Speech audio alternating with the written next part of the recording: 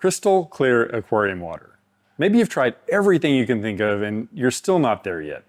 Well, I'm going to give you several things that you can do that might help push you to that next level. And stick around to the end because I'm going to give you my thoughts on how important I think crystal clear water actually is in your aquariums, and you might be surprised by what I think. But for now, let's kick this thing off with sunlight on the sea reminds me of where we used to be. Your hair caught in the wind, like a sail, you're drifting far from me. Before we rush in and tackle your water clarity issues, maybe we should make sure that water clarity is actually the issue first. And this is a really simple one, so I won't take up a lot of your time with it, but it's definitely the starting point for making sure your tank is as clear as you want it to be. When you're making videos about your tanks like I am, then it gets to be second nature. You just make sure the panels are perfectly clean before you start shooting a video. You don't want dried water streaks or fingerprints on the outside of the panels, making people think you're some kind of slob or something. So that all needs to be cleaned up first. And by the way, I used to use regular glass cleaner on San Quentin. That's the name of this big tank right here, to clean the outside glass. And it usually did like a 3.5 to 4-star job. But I use this other stuff here on my acrylic aquariums because you can't use glass cleaner or anything with alcohol on acrylic or it'll cloud it up. Then it'll look like you have cloudy water all the time. Well, that specialized cleaner is so good on those tanks, but just last week I thought to myself, what if I try this stuff on my glass aquariums too? So I double checked to make sure it's fine to use on glass, and it is, so I gave it a go on San Quentin using one of my lint-free cloths. And I gotta tell you, this stuff is incredible. Not a streak anywhere to be seen, and it seems like it's even more clear than it's ever been. Dave, you are a genius. Anyway, that'll take care of the outside panels, and you may think that the inside panels look just fine, but guess what? If it's been a week, or maybe even a little less than a week, you probably have some biofilm built up on them. And even though it's kind of hard to see, once you start wiping it away, you can definitely tell the difference when viewed from the side, looking back at an angle towards the inside panel. Just check that out. That could definitely make a difference in how clear your water looks. It's also a good idea to make sure that your tanks are well lit. I mean, the fish don't care about your lights as long as it's not too bright. You could even just use ambient room light and they'd be fine. The lights are for you to be able to see them. If it's underlit or you're like me and you have a deeper tank with no lights on the back end or the corners, it may give the appearance of cloudiness because it's so dark compared to the rest of the tank. That's just something to consider. So long story short, clean your panels and light your tanks properly. Clean the panels even if you don't think they need it. Done. See, I told you I'd be quick. I know your time is valuable and you'd rather be watching the Cichlid Bros with their 150,000 subscribers and all their fancy tanks, and they've even got a black nasty now like I do, and they're just all so smart and good looking, aren't they? But my channel's good in a pinch, and by the way, mine is the only FishTube channel that comes with a promise. You know the one. It's the promise that you will subscribe or someone dies. Ding ding. So it may seem like a complete no-brainer, keep your panels clean and make sure your lights are set properly, and that way you can see more clearly into your tank. But this next one isn't quite so obvious, and it actually took me quite a while to diagnose where the problem was coming from. And from the comments I've had on past videos, it's definitely not obvious to most of my viewers as well.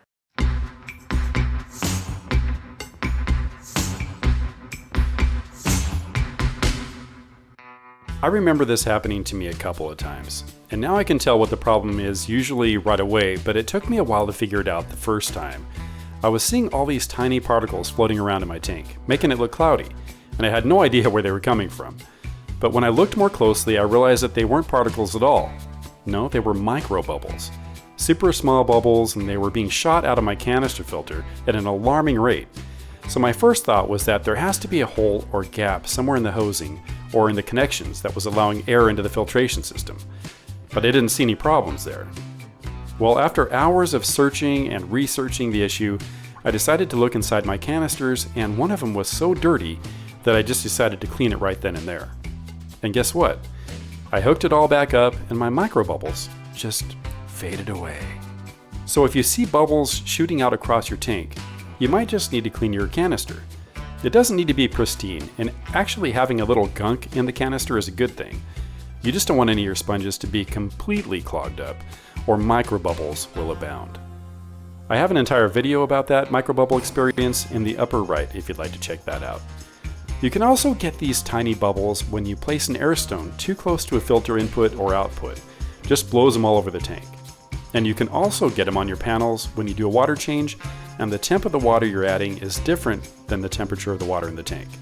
So that's just one to be aware of that quite a few fish keepers don't really know about. Microbubbles. Gotta hate them. This next one really applies to almost every new fish keeper there is out there, but it also applies to a lot of seasoned fish keepers who maybe have lost a fish or two in the tank and they just can't figure out where it is.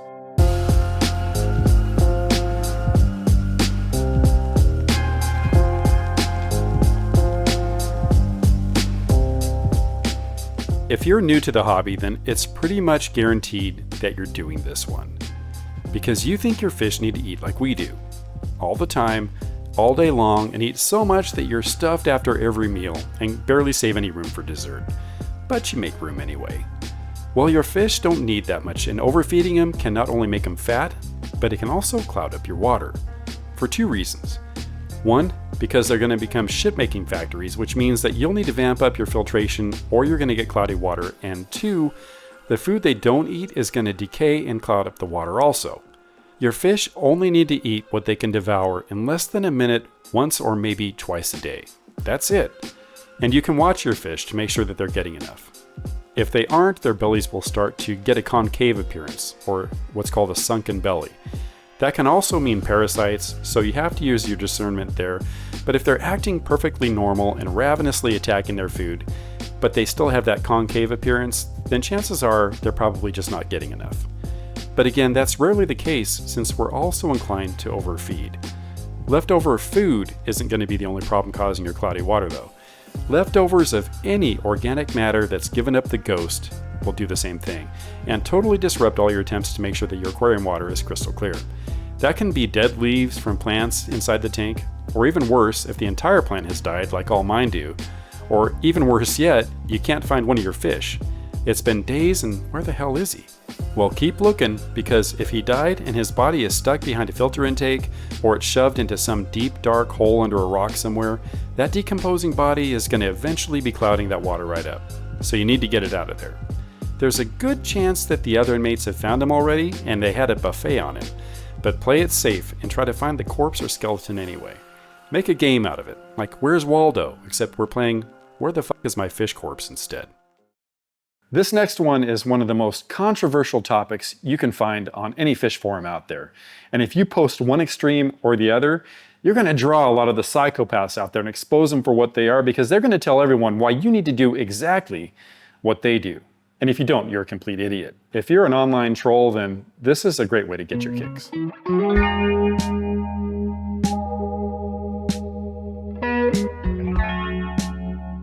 This is another thing that fish tubers like to do before recording videos. You first clean the panels and then you do a water change. It's going to clear your water up to some degree instantly, but you also want to be doing it pretty regularly, especially if you don't have a heavily planted tank. The plants will definitely help by eating up those nitrates, but if you're like me and you don't have a huge plant presence in your tanks, then those water changes are going to help keep your water nice and pristine. Water changes remove dissolved organic matter, excess nitrates, and phosphates that feed the bacteria and microorganisms that are making your water cloudy. It's also a good idea to do a gravel vac every now and then to suck up the dead organic matter that's lying around on the bottom of your tank. But how often should you do these water changes? Some people will tell you every week, or every 2 weeks, or every month, or never. Yeah, there are some of those people out there too. And it's true, there are some people that can get away with never doing a water change, but that doesn't apply to most ordinary fish keepers like you and me. But the honest answer is, do it when you need to do it. Just check your nitrates with something like an API master test kit, or even better, a digital reader. And when those nitrates get up to about 40 parts per million or so, do a water change. This may mean you're doing it every 2 weeks, or it could mean you're doing it twice a week if you have a very highly stocked tank that's stuffed with big shitbag fish like my inmates. My tanks are really highly stocked, but those nut jobs do poop a whole lot, so I do a 50% water change on Alcatraz once or twice per week, and San Quentin is so huge and currently so lightly stocked that I only have to do like a 30% water change every 2 weeks. See, it's different for different situations. No cookie cutter recipe for this one. But making sure that you do those water changes when your tank needs them is sure going to help make sure your water clarity is headed in the right direction. Alright trolls, please leave your outrageous comments that we all need to do water changes just like you do them, so I can be richly fed by the YouTube algorithm. This one is not only important for the clarity of your water, but for the health of your fish. And if you have a bunch of super filthy poop-making fish like I do, then this is one that you just can't overlook. Some say it's a blessing, some say it's a curse, but I'll say you're one in a million. Trolls like this topic too, by the way. This is possibly the most important factor of all in achieving your goal of crystal clear water. What do you have keeping your water clean? A little sponge filter, a couple hang-on backs, a huge stack of canisters? What's the right answer? Well, that's easy. All of them? And none of them. Yeah, it totally depends on your tank size, your stocking levels, how dirty the fish are, all kinds of stuff. But the general rule is that you want to turn over your water in the tank about 5 to 9 times per hour, depending on your bio load. So if you have a bunch of neon tetras, probably the lower end of that. But if you have a bunch of crazy insane cichlids, then probably towards the higher end of that spectrum. It's good to overfilter your tanks, but again, this is a gray area. Lots of people think it's overkill to do more than the bare minimum, and then others say you can never have enough filtration. I'm somewhere in the middle. I think if I have a bunch of shit machine cichlids and I'm turning the water over 7 to 8 times per hour and the water looks clean, then I'm probably good. I'm happy with that. But I definitely don't want to underfiltrate my tanks. Alcatraz currently has 3 Fluval FX6 canister filters underneath it. One on the left side and then these 2 on the right. Plus I have this Fluval 407 here in the middle too. I added that as a polishing filter not too long ago, and I have noticed a difference in water clarity. It just has a few of the sponges that came with the filter, but instead of using the biomedia that came with it, all the trays are full of polyfill, which is a good fine filter floss. It catches a lot of the really small particles that might get missed by the other filters. Looks really clear from the side, don't you think? Oh wait, that's not it. But still, look how cute she is. Look, she won't even let me go.